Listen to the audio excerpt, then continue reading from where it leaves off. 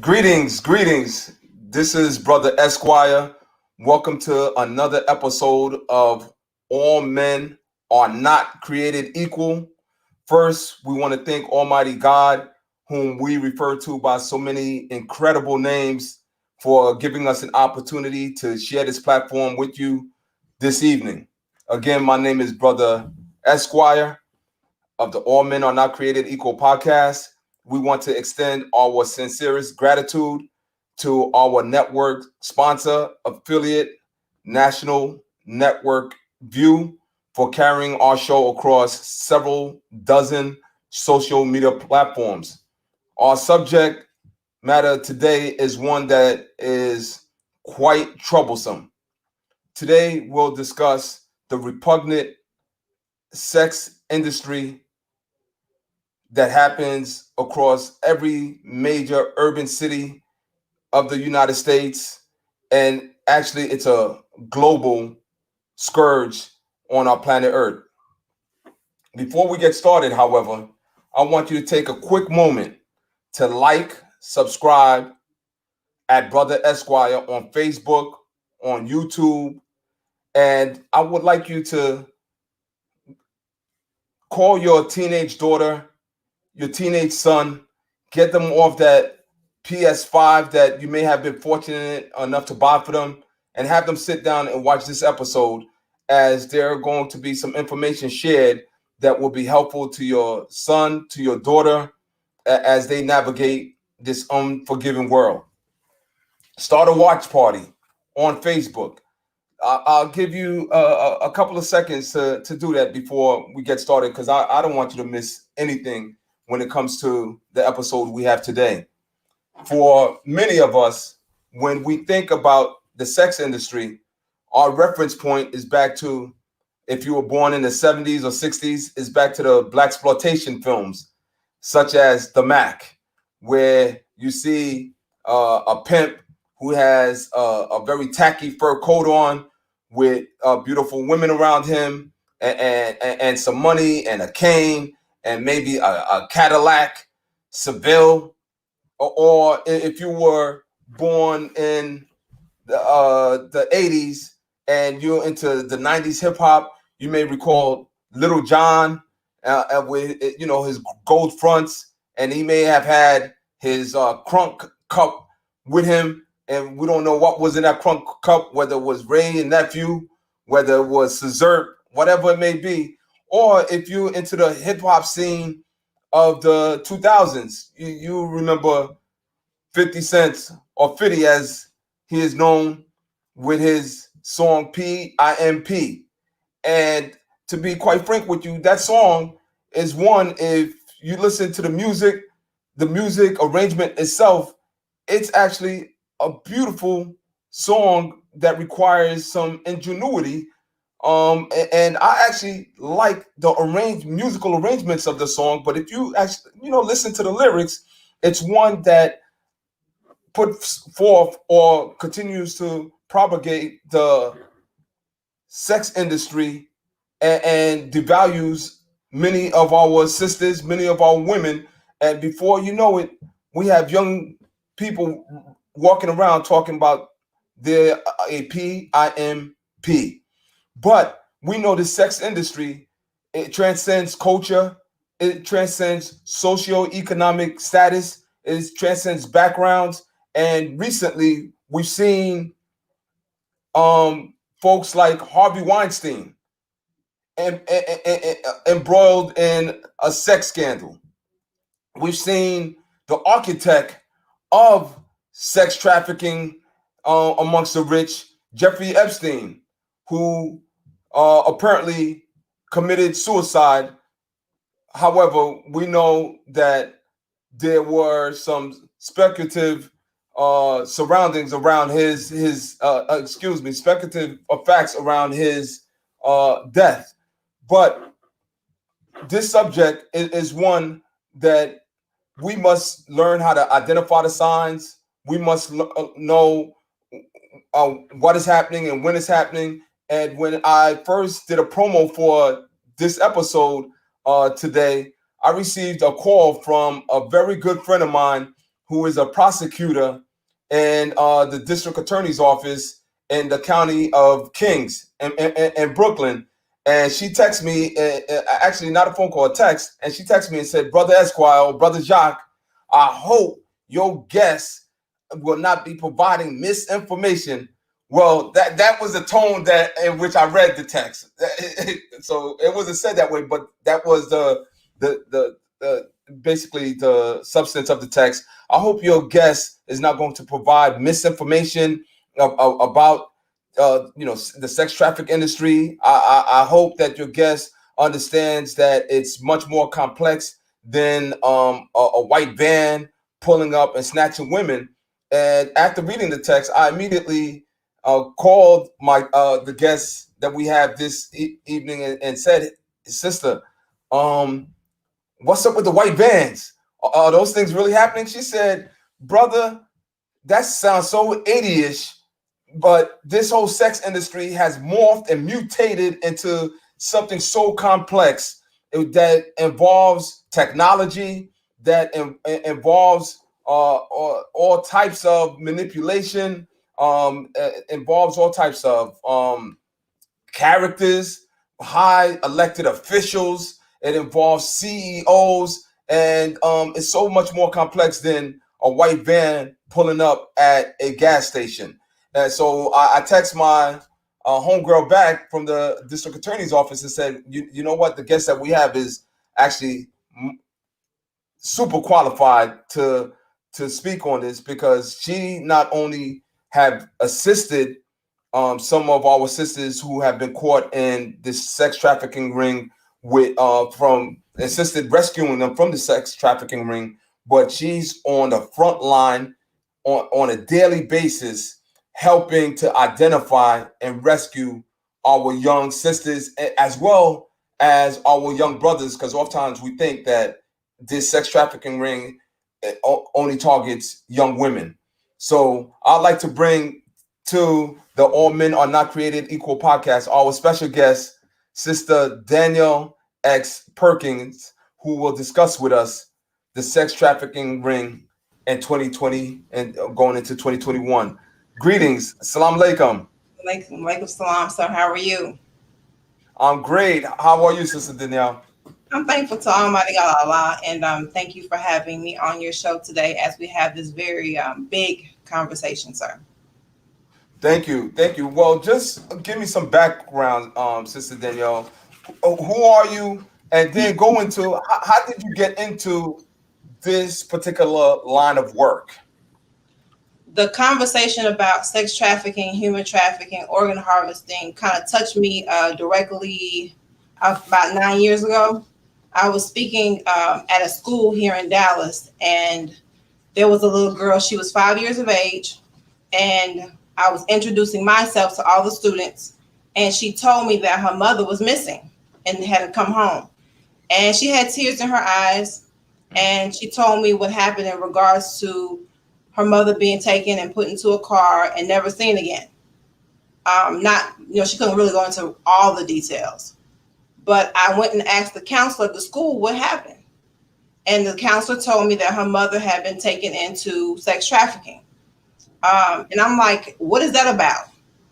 And starting to research, I began to see that Texas was #1 for sex and human trafficking.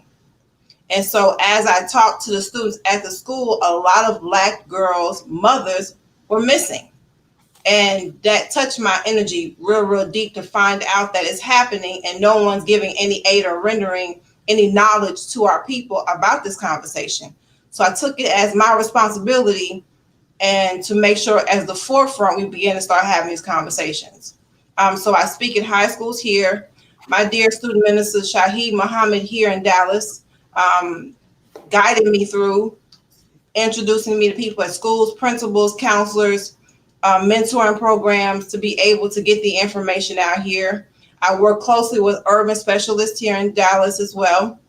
And they're a big organization that focus on the youth and encouraging them to accomplish goals, set goals, why you even have to have goals, and rising above their conditions. Because many of us come from a very Black, hood area that you feel you don't have any opportunities where you're from.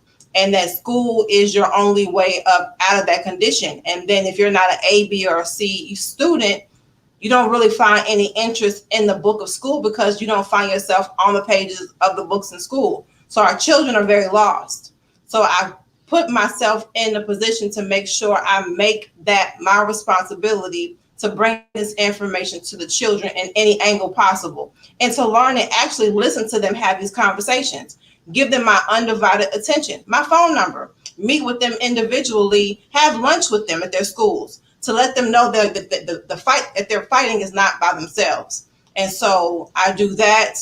I have an organization called the Silent Crimes with a Z, and I have an awesome team, Sister Tamisha, Brother Doyle, Sister Deborah Mendoza, and Sister Tamikwa, and we research detailedly how many Black women are missing in Dallas, how many Black girls are missing in Dallas, how many Black boys are missing in Dallas, how often is someone being snatched on the clock, and then what area is more prone to have these things happen.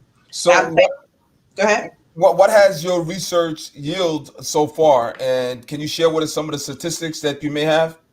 Coming up with the numbers here in Dallas, particularly in Oak Cliff, Pleasant Grove, and West Dallas, there's a child snatched every 3 seconds. Throughout the whole state of Texas in general, it's every 28 seconds a child is missing. And with that, there's a law here in regards to you cannot report someone missing for 24 hours.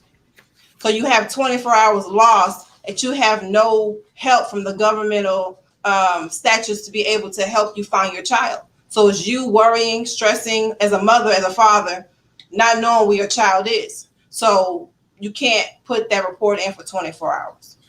And how have you found, as far as your research is concerned, how are these children, how do they go missing? Is it you have abductors in certain locations, or they're communicating with them beforehand? And because oftentimes when we think of our young girls, if they engage in sexual activity at a very early age, we chalk that up to, oh, they're loose, they weren't raised or properly. And some of these young girls who are caught in this web of sex trafficking are devalued, and no one seems to care. So how do you see it happen? I mean, the white vans, at one time, folks were just looking for white vans with no windows and to report, Yeah. No, we're way past the white van situation. The Jeepers Creepers, look, we're past that, right? And right now, we're looking at Mercedes-Benz. We're looking at Benz trucks. We're looking at on the bus, public transportation. We're looking on social media. We're looking at family members. We're looking at people who are supposed to be your friends, who are recruiting you into to the sex trafficking. You're looking into your parents. You're looking into, hold on, wait. Before you go any further, you said you're looking into your parents. What do the parents have to do with sex trafficking? How does that work? So you're saying parents are engaged in and complicit in that industry as well? Oh, absolutely. It could be it's some people who look at it as a family business. Then you may have your father who raises his daughters, or even his sons, who put you on the market. Light bills do. I need you to go out there and make that money. Many of us look at it as prostitution, and it's not. Most times these children are forced into the industry. So your own parents can be very much so your pimp to put you on the street and make the money, or go into a hotel and do what you do and make money. Okay, and as you know, Sister Danielle, the title of our episode today is Sex Trafficking in Your Backyard, Know the Signs. What are some of the signs as parents that we should be keen to when it comes to our children in the sex trafficking industry? We have to make sure, as a parent, any guardian, any adult, we have to keep our eyes open on our children.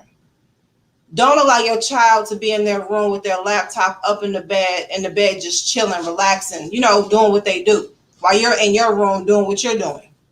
Have conversations with them. Be more involved in their practicing at football and soccer and ballet rehearsals. Be there with the teacher or the instructor to find out what's going on with the coaches. Be there. Don't just drop your child off and come pick them up, because so much can happen while you're gone. You'll think your child is rehearsing and they may be in the back room with some strange man making money for somebody else. It happens. We have to make sure that we don't cut our children off. And the Honorable Elijah Muhammad made it very clear in regards to listening to our children.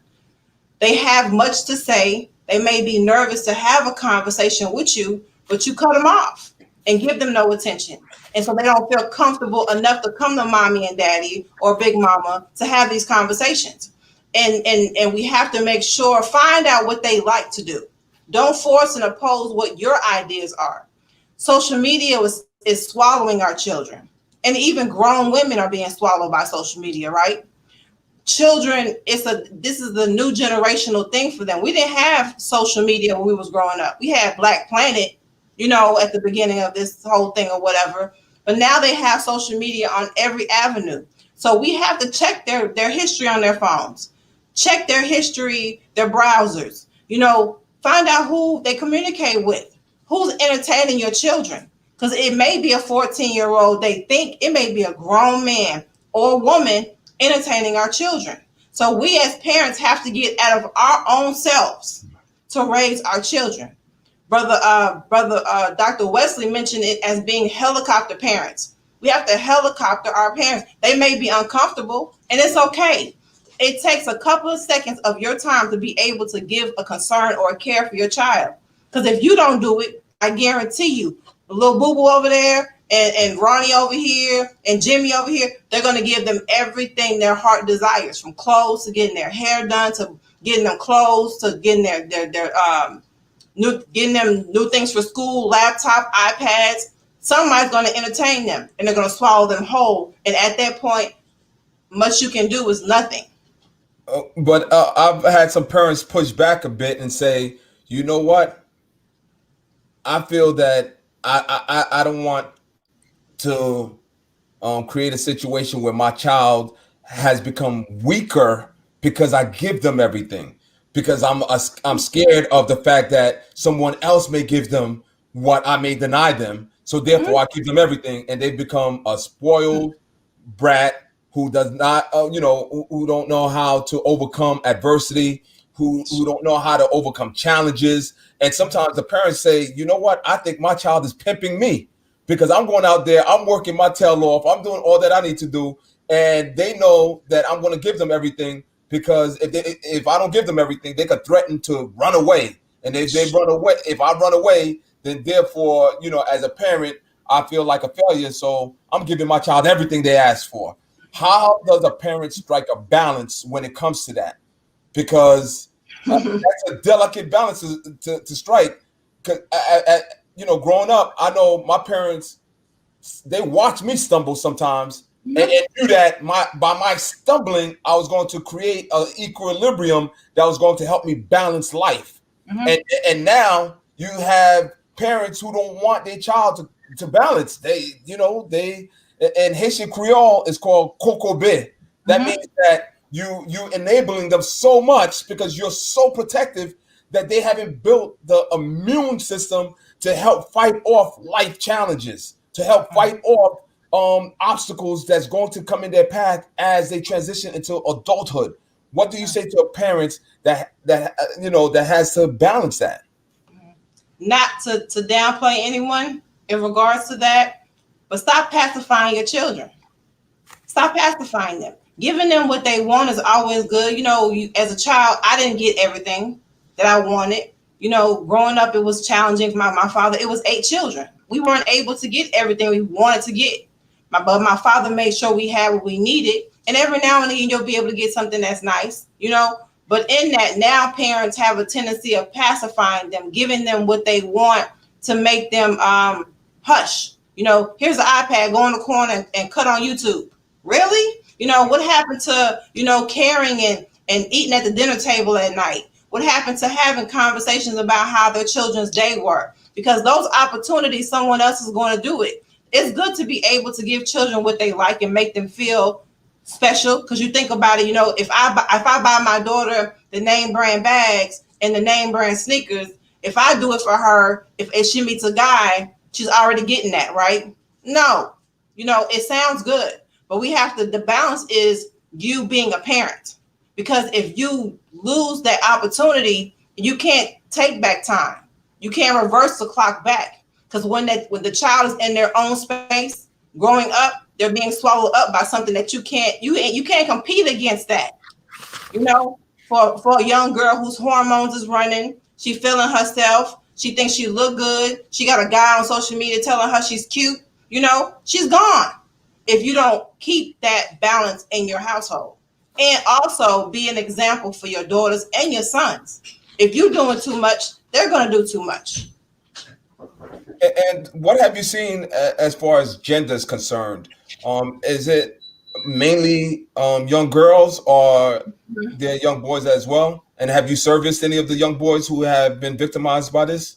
Yes, it's majority, 85% of sex trafficking activity is done on a female.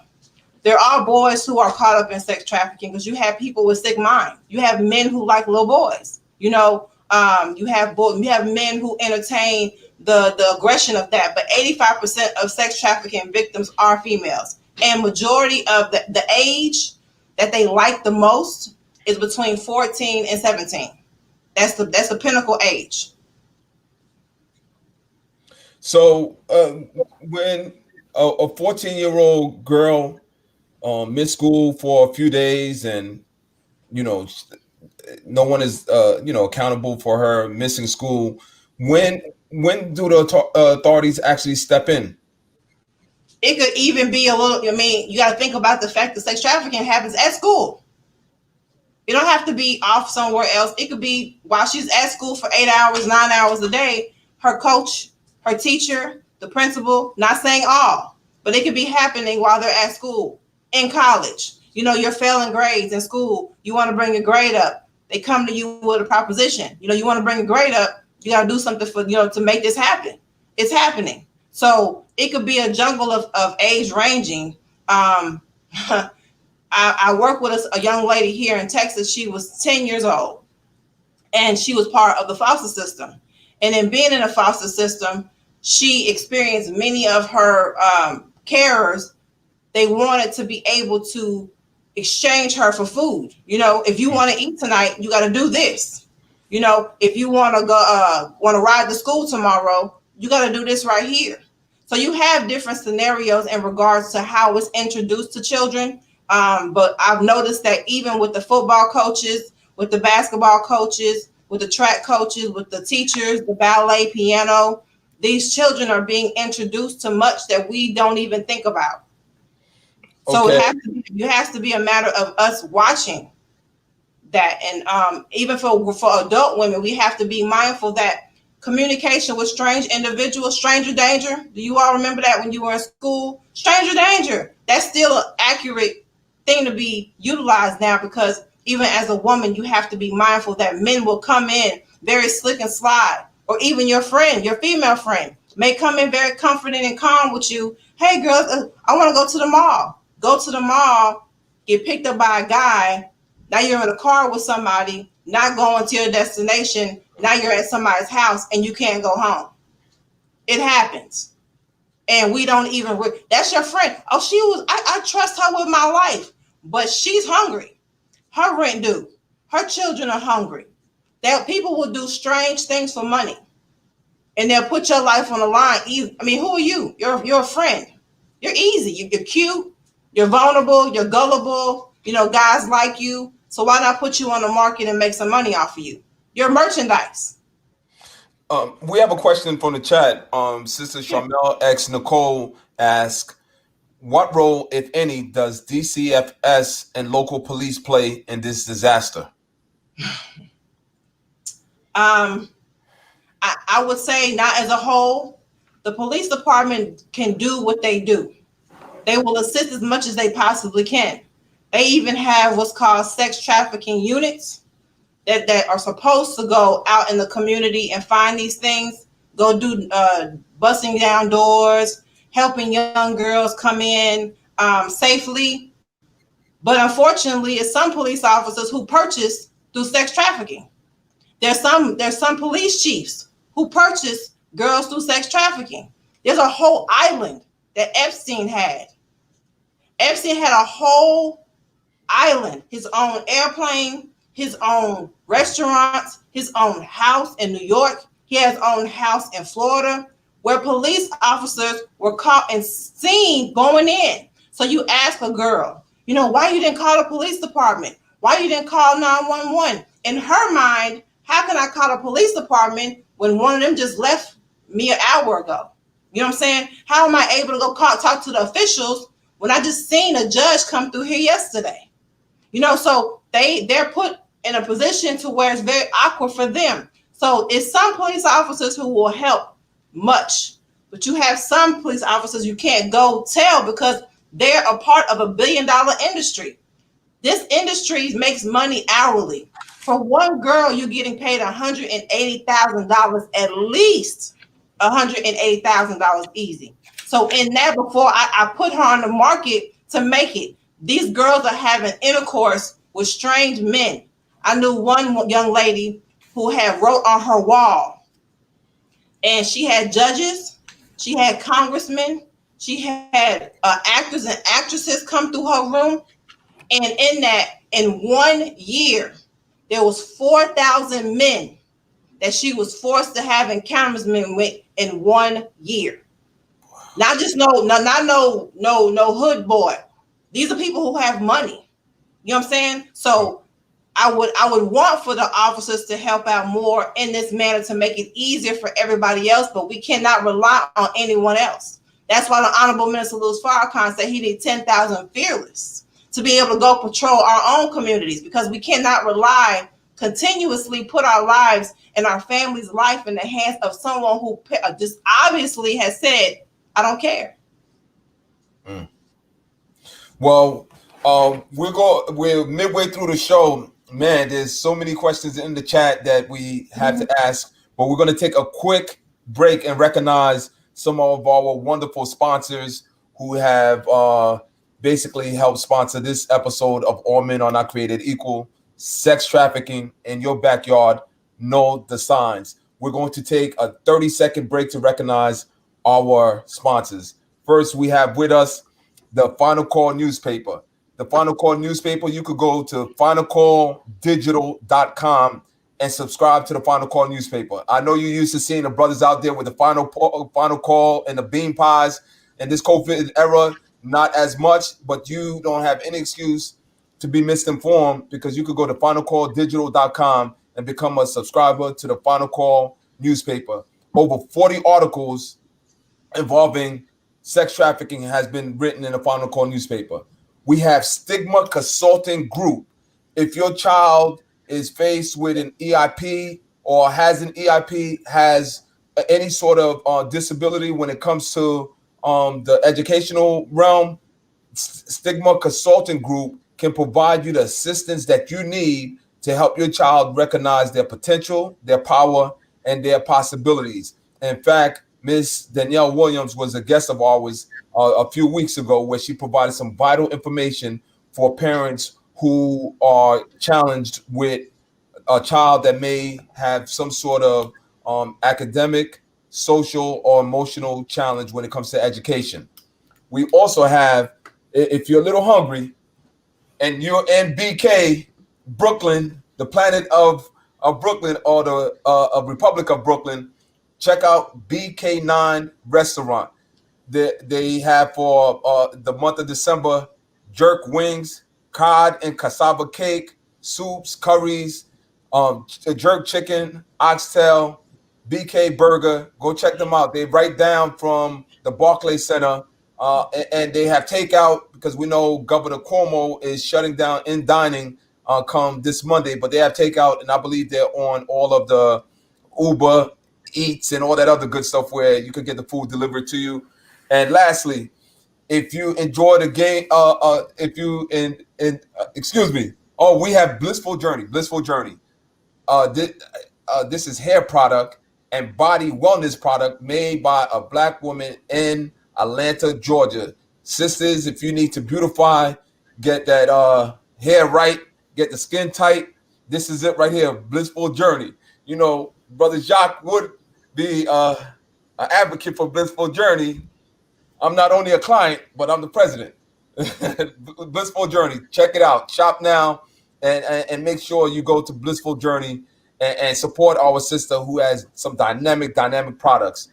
And lastly, if you are into the game of golf or if you've never played golf before, join the United Black Golfers Association.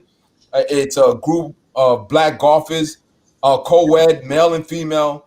They have all skill levels from pros to novice to in between, intermediate. So check out United Black Golfers. Go to unitedblackgolfers.org and become a member. Now we're going to go back to Sister Danielle, back to our show. Yes, sir. Wow. Sister Danielle, I'm telling you, we have tons of questions on YouTube, on Facebook, on Twitter. I have to ask one question a sister posed. She wants to know, what is the difference between sex trafficking and sextortion?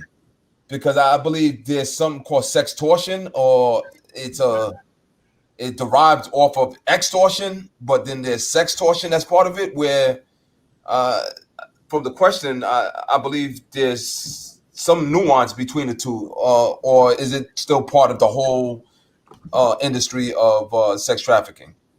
It all falls under human trafficking as a whole. Of course, you're going to have different terminology come up, lingo come up about it. Torsion, it begets to, you have these individuals who are sick, who do torturing things. You see people with the whips and the lashes and the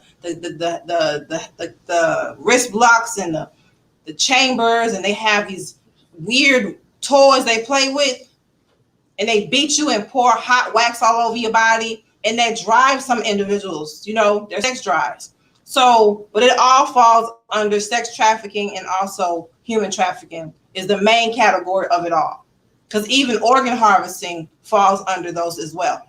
Wow, organ harvesting, that's a show in of itself, and I got to bring you back to discuss organ harvesting.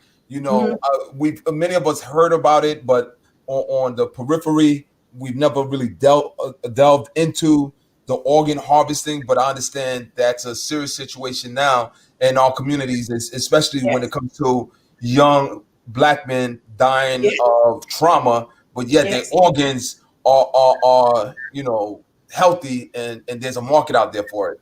We'll address that, sister. If you, I would hope you could promise me in 2021, God willing, to talk about organ harvesting. Now, back to the sex trafficking. Mm-hmm. Who are the most vulnerable amongst our population when it comes to the sex trafficking, and why? Of course, I would say there's no discrimination against sex trafficking. You could be handicapped, you can be disabled, you could be categorized as mentally retarded, you could be black. Black women are more prone to it. I would say that our numbers are very much higher in sex trafficking. But again, it's happening worldwide, not just a New York situation or a Texas situation. This is a worldwide epidemic, and there is no limitation to this. If you are, I would hate to say that, but if your body works and functioning, they'll put you on the market to make money off of you. There is no limitations. I just want to read this very quickly. While preparing for this show, I did some research, and some of this information, I have to be frank with you, it's almost unbelievable. Mm-hmm. It almost seems as if it's hyperbole. I read here, quote, African American youth are at risk for domestic minor sex trafficking, with being female, living in an urban area, and experiencing abuse prior to trafficking, all being factors that are associated with risk for sex trafficking. Of the over 300,000 minors in the United States who are victims of domestic sex trafficking, it is estimated that 43% are African American girls, according to research by Thema Bryant Davis of Pepperdine University. And oftentimes, when we read some of these statistics, unfortunately, we don't believe that it's true unless it's coming from a white person, right? Yeah. But, so I'm going to read this next following sentence. The U.S. the U.S. Justice Department has reported that of confirmed sex trafficking victims whose race was known, 26% were white and 40% were black.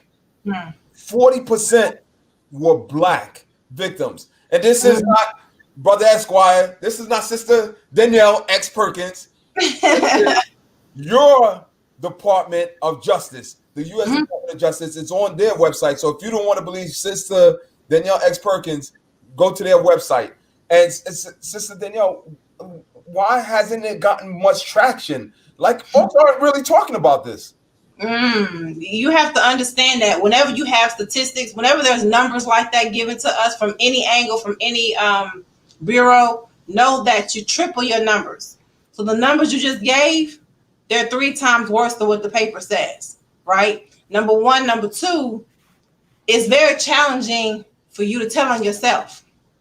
They can't really put it on the broadcast, on TV and on bulletin boards and be able to bring information to the people, because the ones who that control much, that run a lot of these functioning things, these governmental agencies, these organizations, these foster systems, a lot of these things are happening in our backyards with people that we would least expect to happening, but it's happening, right? So they can't really put it on TV, because if you start going, it's kind of like somebody goes to jail. For example, you got a brother in the hood who's on the block pushing some dope, and he goes to jail, right? For a couple of dime sacks, right? Okay, so he's gone.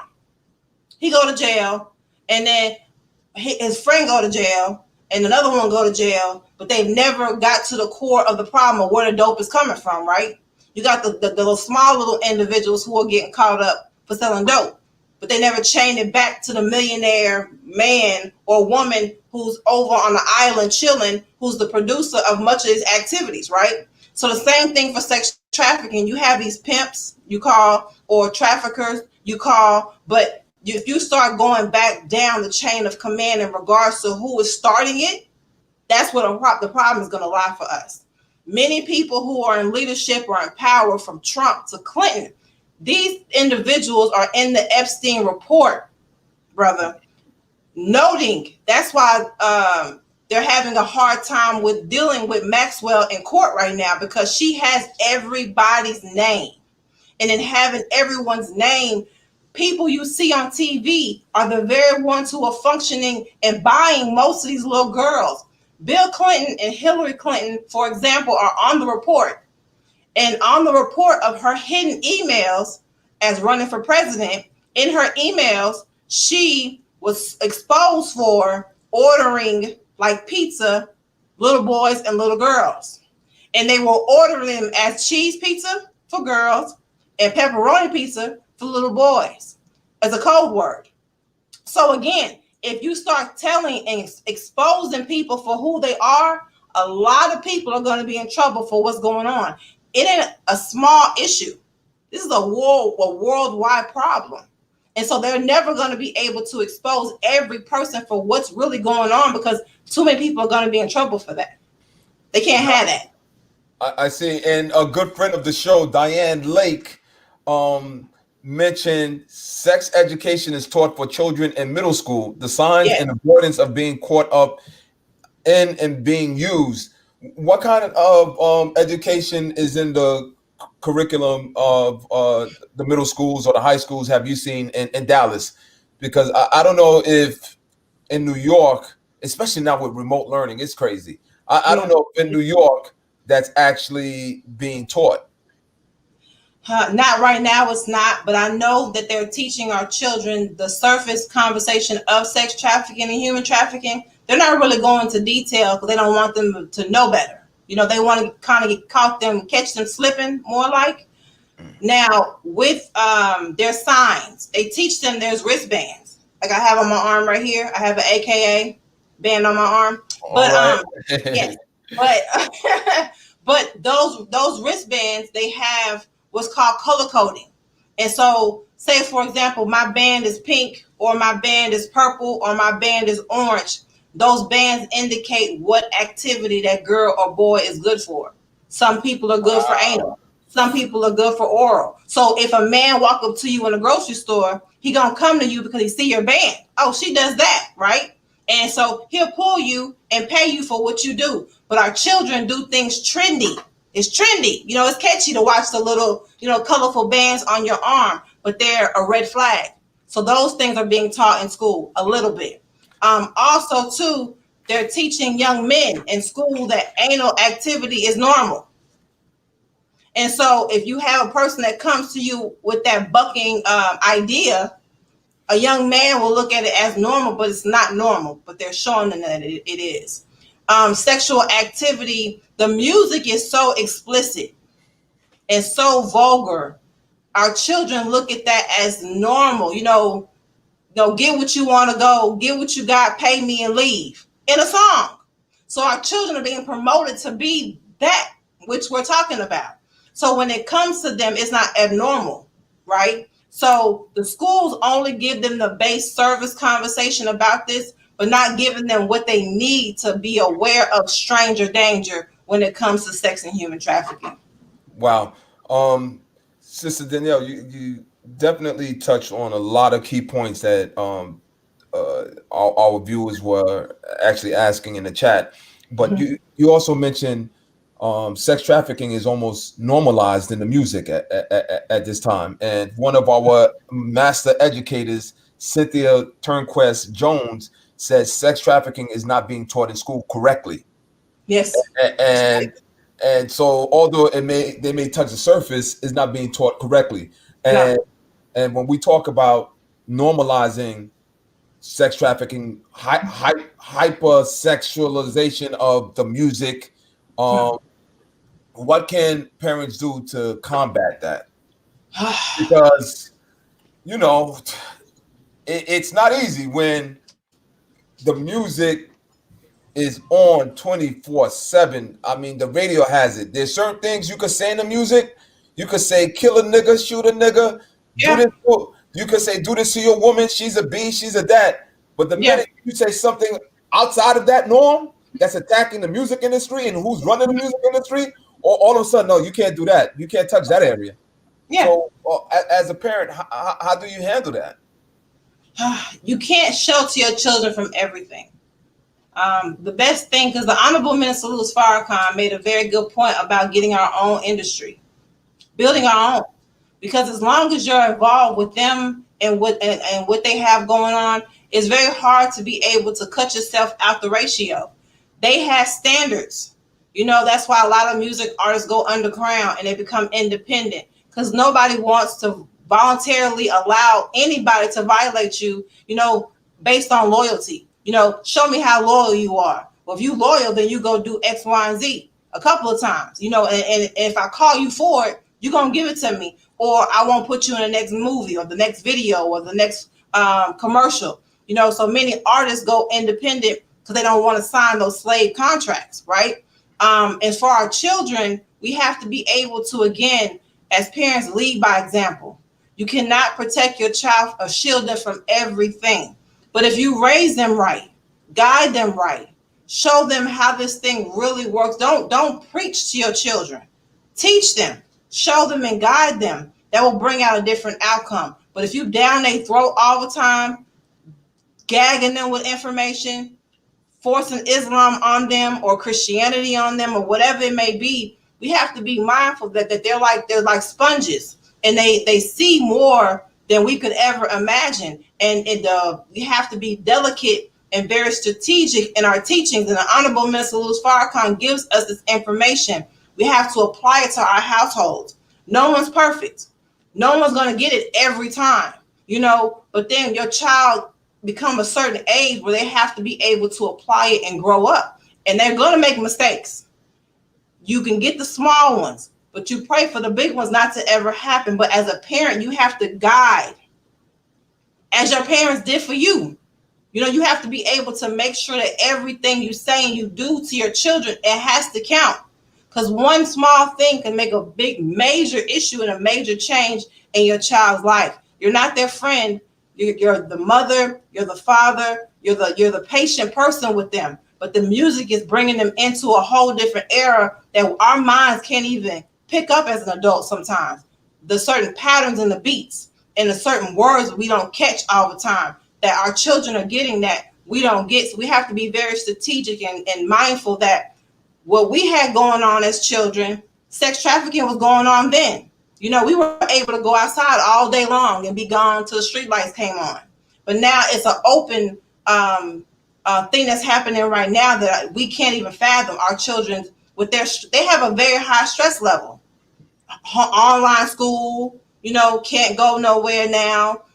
They're on internet all day long. It's a lot going in their world. We're at work 8 hours a day as a parent. You know, we're not really giving our children any attention. We're not. And so in that, we have to do better. So with this COVID environment that we're all in now, have you seen a downturn in sex trafficking? No, Has it sir. even when young people supposed to be quarantined and older gentlemen quarantined? So you're saying the sex trafficking industry is immune to COVID? COVID hasn't impacted. So just walk us through, because for many of our listeners, we're not on the front line doing the work that you're doing, actually speaking to survivors, rescuing survivors. You know, we're lay people in this particular, you know, realm of discipline, right? So speak to us how COVID has not had an impact on the sex trafficking industry. When the COVID first hit March, I say about June or July, I had got so many phone calls from young girls who were at home, summer school time, to be able to adjust and adapt to what was going on. Their mothers were at work, their fathers were at work, but their uncle was home, right? Or mommy's at work, but dad is home all day long now. Dad lost his job though due to the COVID, right? So frustration is there. You know, they're aggravated because they don't have a job, can't pay bills. And your daughter look real nice, right? So in that, our children are being tampered, even though we're going through a major problem in society. Sex trafficking has happened. And even in marriages, you have had husbands who have property to their wife. You know, money is not coming in right now. Light bill is due. You know what I'm saying? I got a couple of men I can, you know, just do it one time for me. But I got a couple of men who willing to pay, you know, to have with you, and then you bring the money back, we can help pay our bills. That's trafficking. You know, it don't matter how you look at it, you know, it's out of line.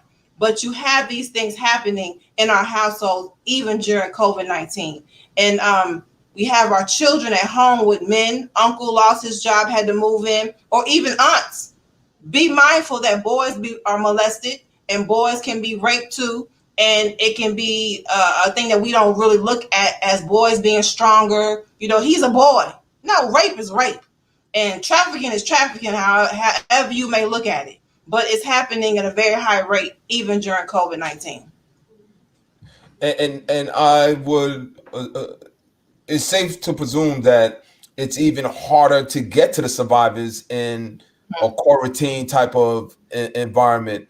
And Yes. how has your work changed since COVID-19? Phone calls come through regardless, because you have the young girls who call who want to get out, and they're tired of being utilized and being abused and being touched by strange men. They're sick of it. Then you have some girls who call and want to get away, but then they go back to the lifestyle. You know, that's all they know is, you know, he feeds me, he takes care of me, he buys me clothes, he buys me crack, you know, when I need it, and I'm gonna go back.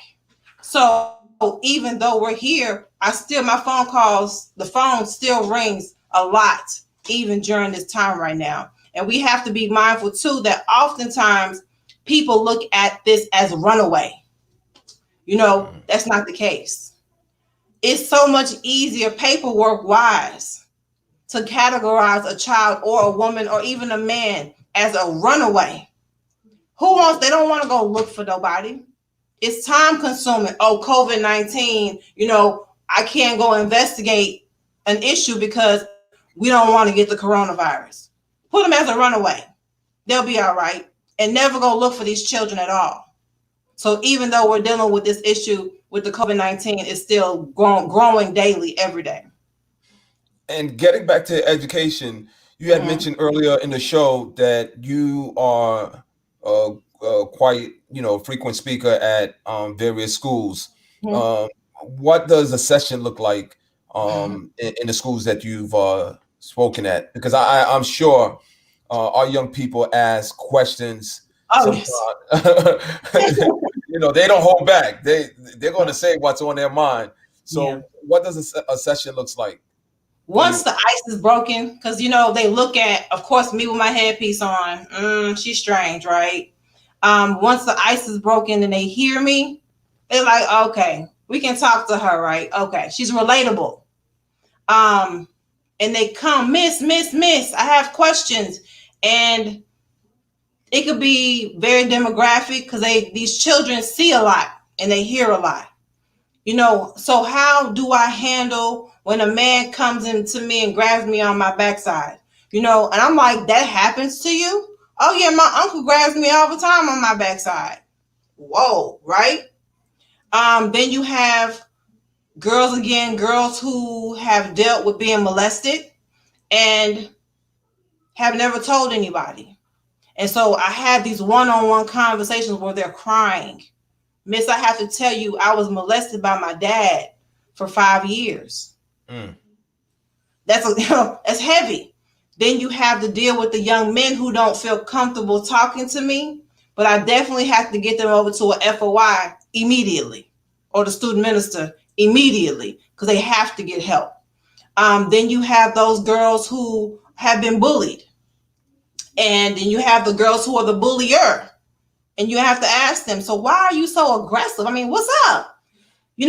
And come down to them being molested, or their mother sold them younger for sex trafficking, or their mother is in sex trafficking still and that hasn't been home in 10 years. You have much in one session that happens. For me, I have to immediately be audited because there's so much information that comes through my ears.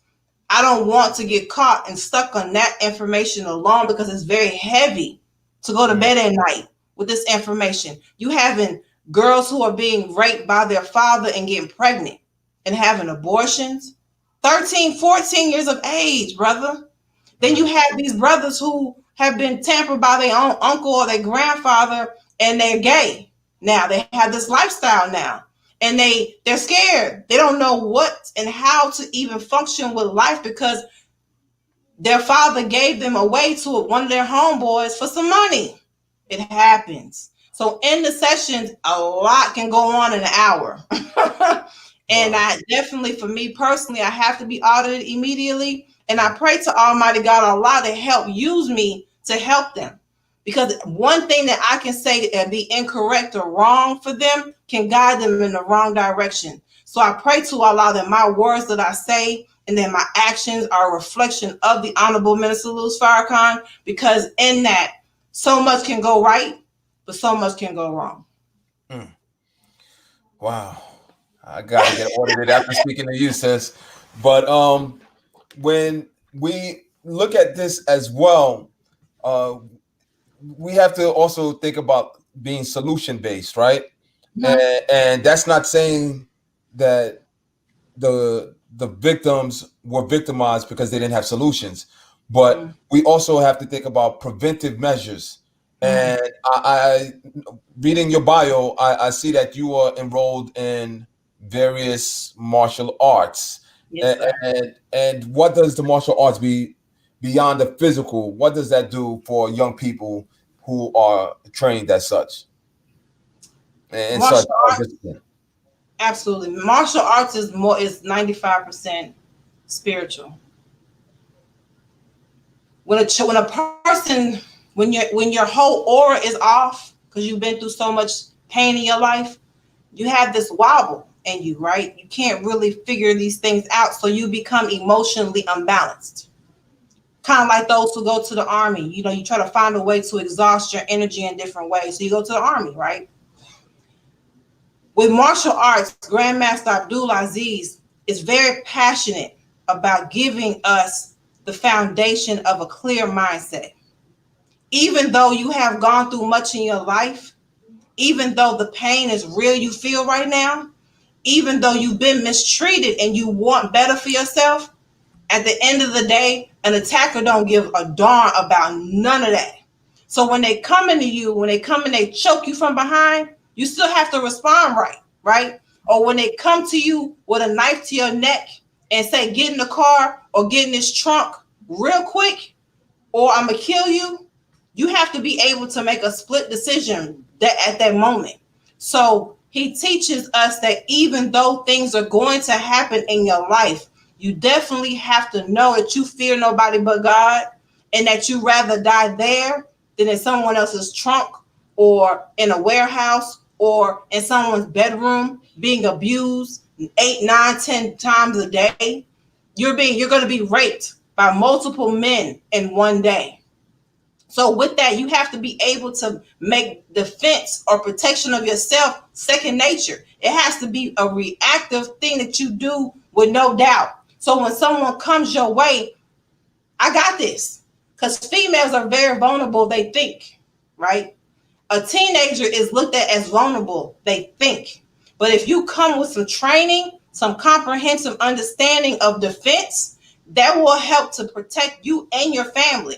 Don't a man want to have to tussle with you, grabbing with you, rumbling with you. If you hit him in his throat real quick or you pull that groin area, he gonna let you go.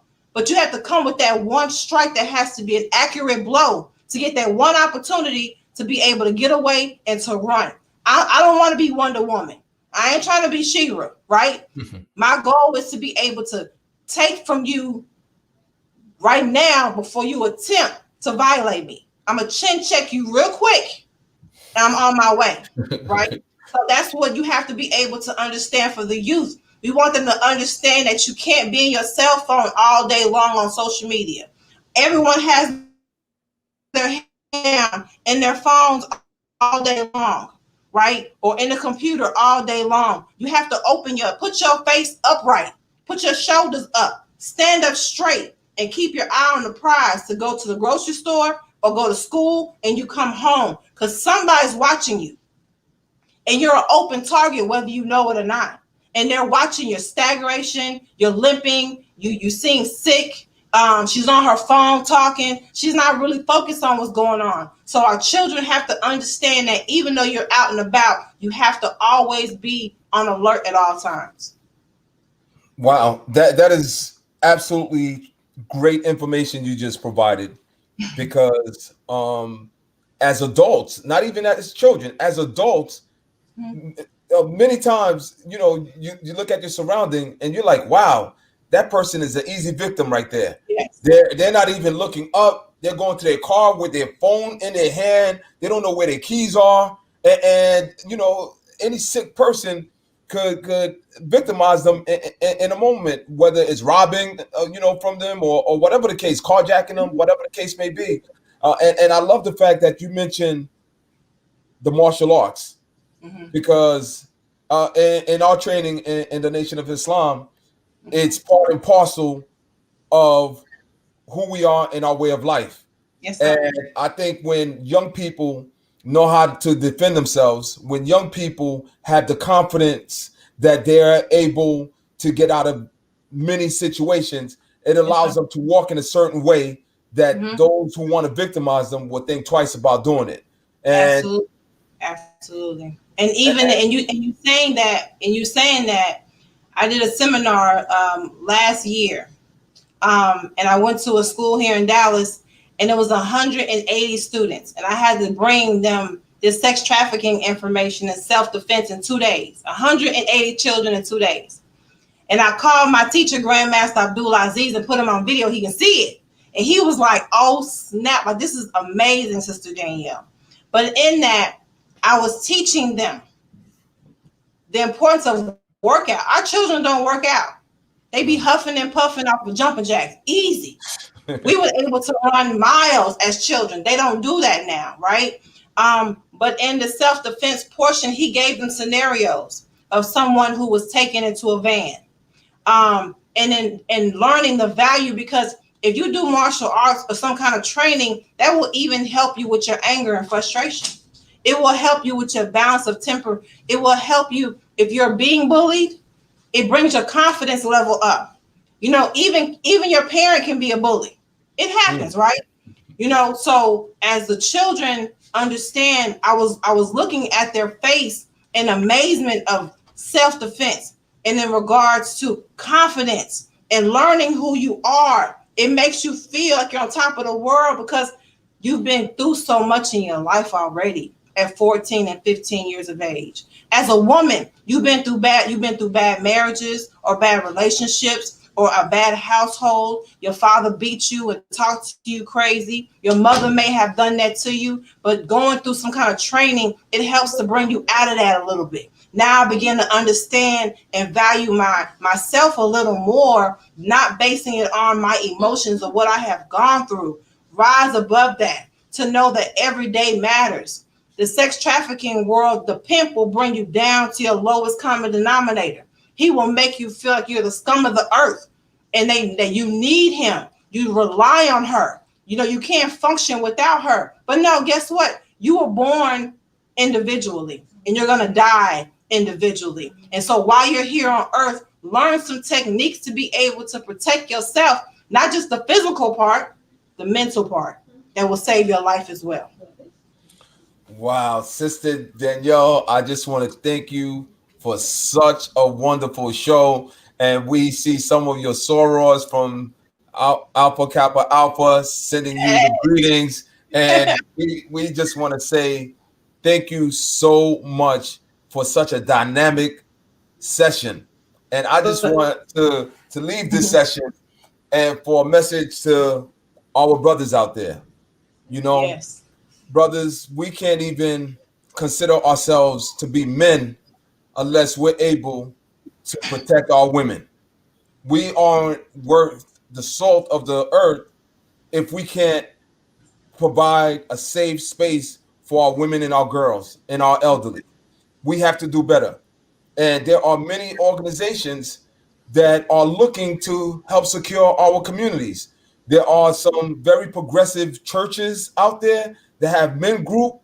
There are various civic organizations out there that have men group that you could join to help protect our women, our girls, and our young boys.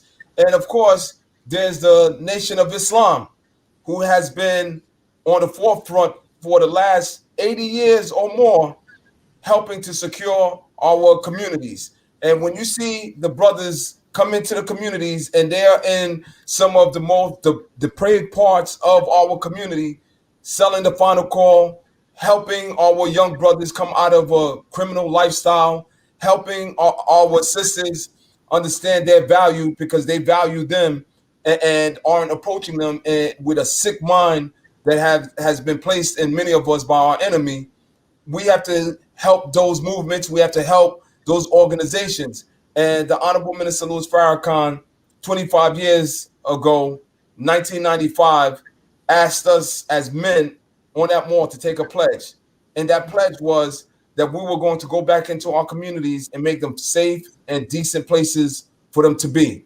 And in order to do that, brothers, we have to look ourselves in the mirror and understand that we haven't been what God has made us to be. We haven't been able to fulfill our potential as men. And Yes. as men, we can't allow our women to be victimized any longer. We can't allow our little boys, our little girls to be victimized any longer. We have to stand up as men and do what men do. And irrespective of the gender wars that's going on, many brothers now feel disaffected. They feel that they aren't worthy. Brothers, we're worthy, man. We're the original man, maker, owner, cream of the planet Earth, God of the universe. That's who we are. And we have to step up in our rightful place and be who God made us to be, and get the respect from our women that we know we can get if we do what we need to do as men. So, brothers and sisters, yes. Can I make one more comment before we end this call or for please. this show? Definitely. I want every sister, every brother too, but sisters, I want to talk to you all for a minute. You have to understand that we are under attack. The black, brown, and red woman are under attack like no other. We are gold to society. And with that, knowing that, we have to be able to be on our post at all times. All general orders are in effect. For those who don't know what the general orders are of the Nation of Islam, when you're out and about, go to and fro. Don't be out past dark. Walk with your keys in your hand. Stay off your cell phones. Be able to walk with a mission. Go to from work. Be able to understand that it's always someone that's watching you. When you're in your car and someone bumps your car coincidentally, don't jump out with an attitude. Drive to the nearest police department or somewhere in a safe lit area to be able to deal with whatever it may be. That could be a setup for you. When you're in a grocery store and strange men walk up to you, don't have to be friendly with nobody. Lower your gaze. Be able to deal. Be observant. Watch the man in the red jacket.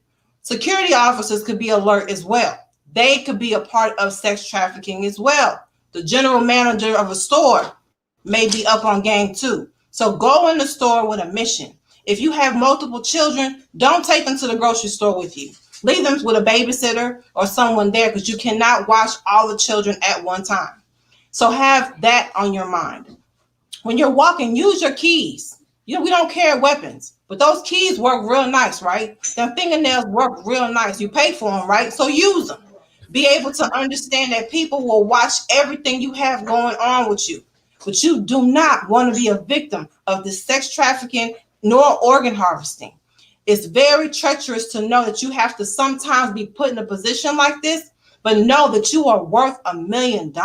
When you hear someone say, I feel like I'm worth $1 million, you are. Your organs are worth thousands and thousands and thousands of dollars. So when you walk with your mission, protect your children, guide them, be able to make good decisions. Don't be out past dark. If you have to get gas, get it in the morning. It's not an emergency and a rush. Because one slip up, you at the gas tank or at the store, and someone comes and pops you in the back of your head, you're going to have a shoulda, coulda, woulda moment where you cannot change. So minimize your risk.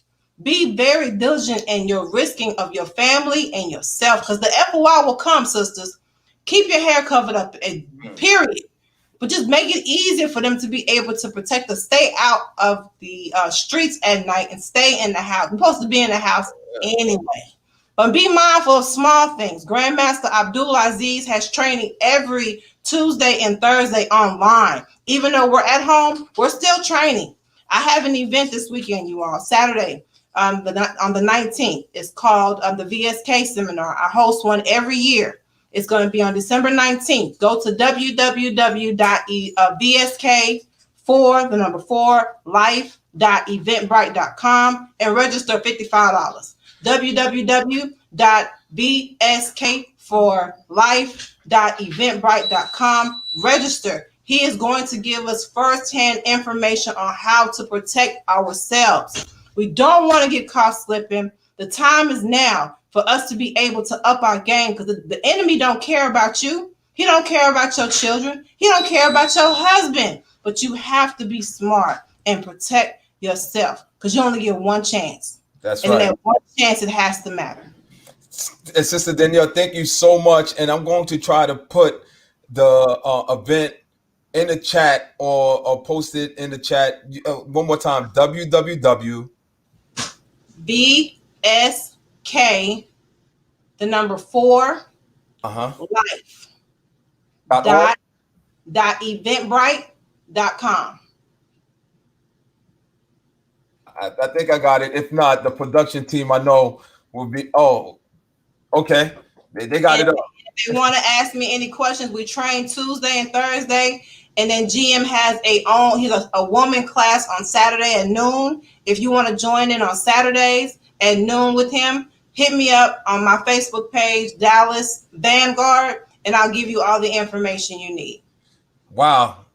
Thank you again, Sister Danielle. This was an absolute awesome episode. And I look forward to 2021 when we bring you back to discuss organ harvesting. And again, we want to thank our affiliate, NNV News, for carrying us all over these social platforms, Twitter, Periscope, YouTube, Facebook, some other names that, an old guy like me don't even know about. But we want to thank Brother Michael and Shabazz in the background for helping out, and Sister Kenya for helping us with the production. And again, subscribe, like, and doing an event party. Doing what is that? A share party, event party. There you go. And I see Sister Cynthia Turquoise Jones. I'm going to have to bring her on at some point. She's a master educator as well, working in the world of Harlem. And again, All Men Are Not Created Equal podcast. Want to thank you so very much. And like us, subscribe so that you could know what's going on with our podcast. We love you. Take care. Yes. Thank you, sister. Yes, sir.